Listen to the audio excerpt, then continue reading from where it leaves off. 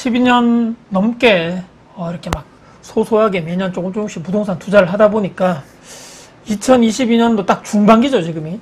지금은 다 그렇다는 얘기는 아니지만 하락장, 조정장이 제 생각에 좀 맞는 것 같습니다. 그래서 저는 이렇게 할 계획입니다. 제가 오늘 큰 타이틀을 이렇게 한번 걸고 한번 제가 생각을 정리해서 한번 말씀드려 보겠습니다. 제가 최근에도 영상 올렸는데 지금 가장 언론, 유튜버, 뉴스에서 가장 많이 나오는 것이 바로 대한민국도 스태그플레이션, 경기 침체, 물가 상승 두 가지가 복합적으로 오는 이런 현상, 좀 위기가 다가오고 있는 것이 아닌가. 월급 빼고 막 다 오른다 그런 얘기. 금리 상승. 들어오는 거 수입은 소득은 그대로인데 오히려 줄거나 그러는데 물가 상승률 대비해 가서 돈의 가치는 점점 하락하고 나가는 건 더 나가고. 왜냐하면 가격 자체가 여러분들 안 오른 게 없다 그러죠. 외식, 야식, 배달비, 식비, 이 가정에서 차지하는 것이 먹는 거 관련돼서 이런 지수가 이제 엔겔 지수라고 그러던데, 엔겔 지수가 상승하고 먹고는 살아야 되니까요. 또 대출금리 상승하고 또 담보대출을 받았던 또 임대에 관련돼서 전세자금 대출을 받았던 간에 금리가 올라가면 이자가 부담되고 가만히 숨만 쉬었는데 부담은 점점 증가하고. 그나마 다행인 게 1주택자던 투자를 해서 내가 그 물건 관련돼 가지고 임대를 주고 내가 월세로 살던 간에 그 자산이, 그렇죠, 그 자산이 오르면, 상승하고 있다면 내가 산 가격보다 오르면 충분히 버틸 여력이 되죠. 정시승진할 수 있습니다.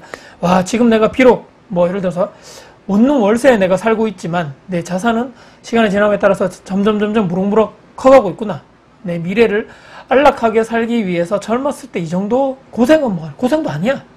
웃으면서, 언젠가 내가 웃으면서 이 고생 또한 웃으면서 추억하면서 안주 삼아 다 우아하게 와인 딱 먹으면서 하나의 에피소드 정도로 말할 수 있겠지. 하지만 내가 산 게, 만약에 내가 몇 달 전에, 1년 전에 샀던 그 가격이 최고점, 전고점에 샀는데 하필 내가 잘못 사서 비싸게 사서 지금 가격이 말이죠, 이렇게 하락하고 있다면 2중고, 3중고, 4중고 버틸 마음의 여유도 없고 이러다 정말 집은 있지만 예를 들어서 20년, 30년 담보대출, 모기지 내가 갚으면서 은행에 노예, 직장에 다니면서 내가 거기에 노예, 사장의 노예로서 내가 계속적으로 사는 거 아닌가? 불안하고 초조하고. 와, 이런 생각하신 분도 아마 계실 거라고 보는데, 네, 여러분들 많이 보시죠? 저도 예전에 출연을 한 적이 있던 신사임당 유튜버를 보니까 하루 차이입니다. 하루 차이에 부동산 관련 영상을 이렇게 제가 보았거든요. 유명하신 분들 나오는데, 첫 번째 분은 김기원 대표, 데이터 노우즈인가 거기 대표. 이분 영상의 제목이 폭락이 온다. 지금은 실거주 집도 사면 절대 안 됩니다 라는 제목이 하나 있었고, 하나는 그 다음 날에는 아포유 이정원 대표님, 죄송하지만 집값은 오른다, 지금도 집은 사야 합니다 라고 돼 있더라고요. 뭐야 이거, 몇 달 전 텀을 두고 이렇게 막 하는 것이 아니고 동일한 거의 비슷한 날짜에 완전 다른 내용, 두 분 다 유명하신 분이고 데이터로 말씀하신 분이고 누가 맞다 틀리다를 제가 오늘 말씀드리고 싶은 것이 아니고, 같은 데이터를 분석하고 전문가분이 이것을 토대로 해석하고 팩트를 말씀하시는 전문가분들조차도 완전히 전망 자체가 완전 극과 극이더라.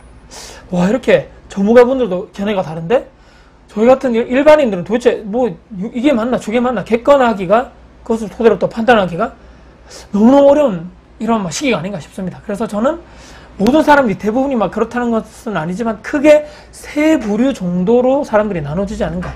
첫 번째, 지금은 집 살 시기 아니야, 관망하자. 그리고 1주택자분들 중에서 사실 당장 그래서 집을 팍 이렇게 내놓기는 힘들겠죠. 그럴 분들도 많이 없고 내 집이기 때문입니다. 내 집이니까 그냥 대출, 이자, 원금 갖고 살면 된다.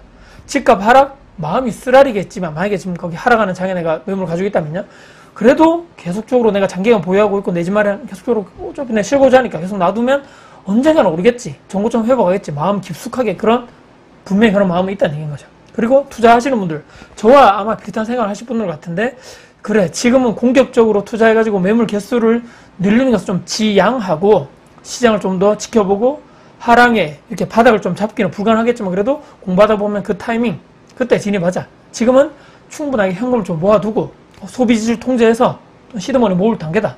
현금 확보해가지고 향후에 몇 년 뒤에 이 지역 여기를 한번 들어가 보자. 그래서 이렇게 공부하신 분들 있겠죠. 그리고 또 무주택자분들 중에서 전월세 거주하시는 분들 두 부류가 있습니다. 그 중에서도 공급이 많고 입주가 많은 지역, 대구 같은 지역 있죠. 신규 물량이 엄청 많아가지고 여기 뭐 들어가도 되겠다. 싸게 그냥 선택해가지고 여기도 살아보고 저기도 살아보고 하시면 문제가 없는데, 분명히 서울, 경기 일부 또는 모 지방 일부에 공급이 원활하지 않는 문제가 그런 된 지역이 있겠죠. 그쪽이 가장 큰 문제고 여기가 딜레마입니다. 그래도 전세 살자, 임대차 3법, 계약갱신 청구권 있죠. 이미 사용하신 분들 중에서 가격이 많이 오른 지역, 어쩔 수 없습니다. 좀 더 외곽으로 가거나 가격을 낮춰서 가거나 아니면 어떻습니까? 평수를 줄이거나 어쩔 수 없죠. 우선 사지 말고 전세로 한 번 더 살아보자. 나중에 뭐 매매 이런 건 또 한 번 더 기다려보고 그 다음 텀에 한번 생각해보자. 이런 의사결정 하신 그런 포지션에 있는 분들 있죠. 즉 매수, 투자 이런 선택이 아니고 첫 번째는 일단 좀 더 사지 말고 기다려보고, 즉 매수를 한다거나 또는 뭐 투자를 한다거나 이런 선택은 아니신 분들이 첫 번째 큰 포지션, 또는 갈아타기나 집 매도하고 이렇게 조금 전세를 하시는 분도 있을 거고, 또는 조금 더 좋은 쪽으로 가기 위해서 기존에 있는 집을 팔고 갈아타기 하시는 분들이 아마 요 포지션, 조금 소극적인 포지션이라고 할 수 있겠죠. 그래서 투자 관련돼가지고 뭐 매물을 늘린다거나 또는 전세 사시는 분들 중에서 뭐 이렇게 내 집 마련 공격적으로 해야 되겠다, 적극적으로 해야 되겠다라는 분은 아닌 분이 제가 봤을 때 첫 번째. 두 번째 부류는요, 오늘 요 첫 번째 부류에 완전 정반대겠죠. 이제 그래도 사자. 아까 아포유의 그분이겠죠. 그분 대표. 위의 선택과 완전 반대. 길게 설명드리지 않아도 아마 아실 거죠. 매수하자는 포지션입니다. 향후에 공급 입주가 부족해가지고 전세가도 매매가도 계속적으로 상승할 것 같아. 이 지역은. 그 중에서 임차인분들 중에서도 그래도 내가 전세가 계속 올려주는 것보다는 나 그냥 사자. 전세 올려주는 거 못할 짓이다. 그냥 대출이자 내더라도 담보대출 받아서 내 집 마련 하자. 또는 그런 거 있겠죠. 전세를 좀 껴두고 나서도 매수를 해두자. 저기 왠지 매매가 올라갈 것 같아. 그래서 돈을 더 모아가지고 전세금 내주고 뭐 실거주 들어가자 이런 생각이겠죠. 일단 전세를 좀 껴두고 저기 지금 지역에 사뒀다가 내가 열심히 돈을 벌고 나서 돈 좀 모으고 나서 전세금 내주고 나는 거기에 들어갈 거야. 이런 분들 있을 거죠.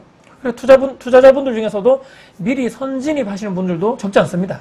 전세를 껴두고 사두는 전략이겠죠. 아마 대출이 안 되니까 이렇게 또 전략하셔가지고 다른 분들 전세 맞추고 나는 나중에 여기에 조금 더 기간을 좀 두고라서 나는 선진입 해가지고 미리 좀 이렇게 뭐 시간에 그걸 먹고 조금 좀 초반에 하락 때문에 좀 힘들겠지만 나중에 긴 시간 바라봐두고 난 장기적으로 투자할 거야 라고 하시는 분들이 여기 있을 거란 말입니다.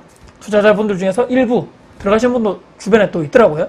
대한민국이 전 지역이 동시에 막 따라오죠. 동시에 전 지역이 막 폭락하고 이런 장이 아니다 보니까 분명히 지금도 좋은 지역, 상승장이 계속 유지되는 지역, 앞으로도 상승 발전이 유지되는 지역이 반드시 있기 때문에 두 번째는 그래도 사자. 전세 끼고 사거나 전세 끼고 투자를 해놓자. 두 번째 부류입니다. 그리고 마지막 오늘 제가 제목에 말씀드렸죠. 기묘하신 분들. 제가 생각할 때입니다. 제 개인적으로 기묘하신 분들. 가장 안타깝고 조금 이렇게 하시면 안 될 것 같다. 제 개인적인 의견을 드리겠습니다. 관심이 아예 없는 분들을 제가 말씀드린 세 번째 부류입니다. 스태그플레이션? 스태그 뭐지? 물가 상승? 경기 침체? 주식 부동산 뭐 하락? 뭐 상승? 또 뭐 재테크? 또는 뭐 짠테크? 나와는 다른 세상이야. 많은 분들이 제가 생각할 때 좀 요런 포지션일 것 같다. 내 갈 길 간다. 아무리 요즘에 2030 재테크, 부동산, 뭐 이렇게 코인, 뭐 주식 관심 있다 하더라도 유튜브만 보면 매번 막, 20대 내 집 마련했어? 30대 몇십억을 벌었다고? 근데 절대 다수의 대부분의 사람들은, 현실에 있는 분들은 크게 관심이 없고, 한 달 벌고 적금 조금 하고 또 그 다음 쓰고 인정할 건 또 우리가 인정해야 됩니다. 코로나 이제 또 해제가 되면서 어떻습니까? 해외여행, 뭐 제주도 포함해서 국내외 유명한 그런 여행지에 뭐 예약이 풀로 꽉 찼다, 호텔이 꽉 찼다, 항공 티켓 이제 매진이다, 이제 좀 여름 휴가 기간이죠. 예약이 풀로 됐다. 차량 또 구매 어떻습니까? 지금 또 몇 달간, 몇 년간 걸리더라도 난 예약 걸어두고 난 뭐 차 살 거야.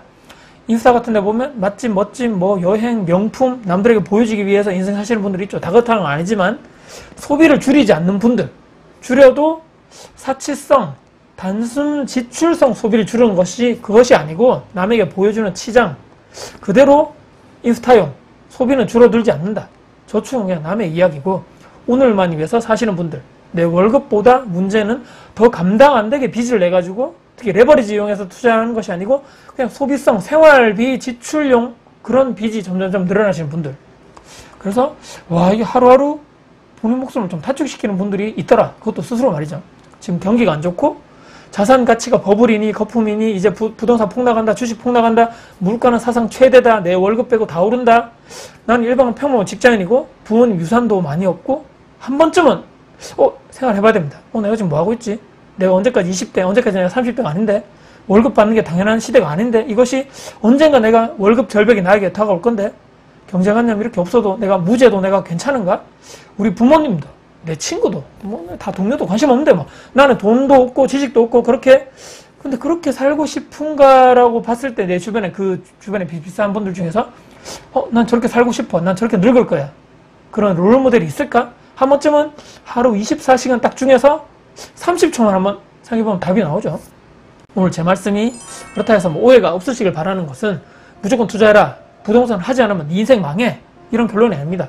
지금 당장 하지 않아도 관심은 있어야 된다는 얘기죠. 공부를 하고 준비돼야 있어야 된단 말이고 주식도 어떻습니까? 저점에 사던 부동산도 저점에 내가 살 수 있는 그런 공부와 준비, 돈도 있어야 되고 타이밍을 잡는 그 지식과 노하우 있죠. 하루아침 되는 것이 아니고 경제가 어렵고 물가가 상승하고 이런 스태그플레이션에 모든 것을 내려놓고 아무것도 하지 말란 것이 아니고 반대로 뭐 어떻습니까? 부동산이 막 대세 상승장이고 막 전국이 불장이고 사기만 하면 저것도 오르고 저것도 오르고 이 물건도 오르고 저것도 오르고 이렇다 해가지고 내가 무조건 다 사는 이런 또 무지함도 저는 이런 무모함도 저는 잘못됐다고 봅니다.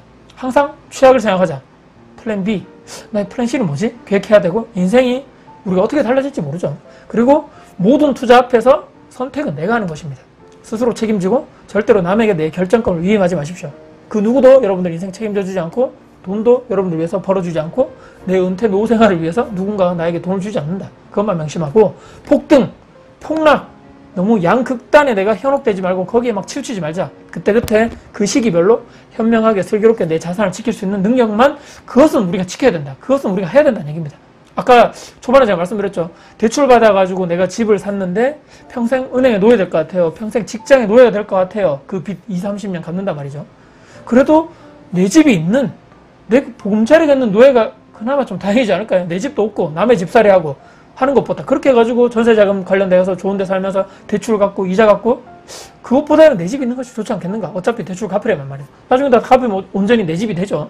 미래에 내 집에 샀을 때 그 돈을 미리 땡겨와가지고 집을 사는 행위, 그것도 내 소득 대비해서 무리하지 않는 선에서 했다면 돈의 가치는 어떻습니까? 지속적으로 인플레이션 때문에 하락하는데 미리 그 미래의 돈을 당겨와가지고 미리 사두고 갚는 거, 이것이 더 현명한 것이 아닌가? 전세금 상승, 이사에 대한 불안, 스트레스, 경제 시간적 마인드적 갈등, 고민 이런 거 있죠. 그런 거 하는 것보다는 오히려 이것이 내 집 마련 하는 것의 선택이 오히려 더 낫다라고 저는 봅니다. 당연히 공부를 하고 선택해야 되겠죠. 자, 다 큰 성인 분들께, 영상 보신 분들 중에 10대 거의 없죠. 그래서 제가 이래라 저래라 항상 제가 잔소리 같은 잔소리를 하는데 부동산 투자, 재테크, 원룸 건물 관련해서 월세 수익형 투자 등등 해가지고 제가 항상 말씀드리기가 조심스럽습니다. 제가 그분들 인생을 책임져 주지 못하기 때문입니다. 오해를 최소한 하려고 해도 쉽지 않더라. 제 영상을 처음부터 끝까지 다 보시는 분들이 아마 그분들이라면 이해를 하실 것 같은데 중간중간에 보거나 스킵해서 보거나 하면 또 제목 썸네일만 보면 조금 전달 제 주 목적과 좀 다르게 해석하시는 분들이 계시는데 성인이라면 본인이 살고 싶은 대로 살면 되죠. 단 남 탓 그런 거 있잖아요. 부모 탓, 못난 거 있잖아요. 사회 탓, 제도 탓 하면서 스스로가 좋아하는 행동, 내가 그때 그 시기마다 내가 원하는 행동 했단 말이죠. 근데 결과가 내가 몇 년 뒤에 내가 원하지 않는 결과가 나왔다 해서 정당화하고 그렇게 한 것만큼 못난 일은 없는 거죠. 그래서 하고 싶은 거 하고 원하는 결과 얻고, 근데 돈은 막 모으기 막 힘들고 어렵고 불가능한데 나중에 내가 돈 때문에 고생하긴 싫어. 완전 두 마리 토끼를 다 가지려는 거. 돈 하기 싫은 거. 이율배반적인 마인드입니다. 고생하지 않고 노력하지 않고 좋은 아파트 싸게 사가지고 금매로 사고 싶어. 좀 도둑놈 마인드죠. 또 내 살아보진 않았지만 세상이 그렇더라고요. 내가 믿고 싶은 것만 믿고 보이는 것만 보고 아는 만큼만 보이더라. 둘 다 가질 수 없다는 말씀드렸죠. 반드시 하나는 포기를 해야 됩니다. 그래야 하나를 얻을 수 있더라. 대출을 얻으면 내 집이 생기고 내 월급 이상의 과다한 소비나 이런 것을 하면 내 자존감이나 자신감이 올라갈 수 있죠. 뽀대도 나고 남들에 보여주는 거. 그런 부러운 시선, 인스타, 좋아요, 막 하트. 얻을 수 있지만 통장은 비고 과도한 카드 명세서는 얻을 수 있다. 내 부모님이 대단하게 자산가가 아니라면 말이죠. 평범한 우리 일반 직장인 분들은 하나를 얻으려면 하나를 포기를 해야 된다. 오늘 제가 말씀드리는 마지막 말씀드리면서 오늘 말씀 이렇게 마무리하겠습니다. 혹시라도 내 주변에 내가 직접적으로 내가 이런 말을 하고 싶은데 조금 서로 좀 어색해질 것 같아. 직접 못하겠다 하시는 분들은 이 영상을 그대로 주소 복사해서 보내주시면 제가 그분들께 말을 하면 되지 않을까 싶습니다. 오늘 제가 기묘한 이야기라고 제가 타이틀 걸었고 12년 동안 부동산 시장에 있다 보니까 지금은 요런데 저는 앞으로 요렇게 포지션이고 요렇게 할 계획입니다 라고 말씀드려봤고 마지막에 당부드리는 말씀도 이렇게 넣어봤습니다. 영상 끝까지 봐주셔서 감사드리고요. 다음에 더 도움드릴 수 있는 영상 가지고 찾아뵙겠습니다. 지금까지 다꾸TV의 다꾸였습니다. 여러분들 화이팅입니다.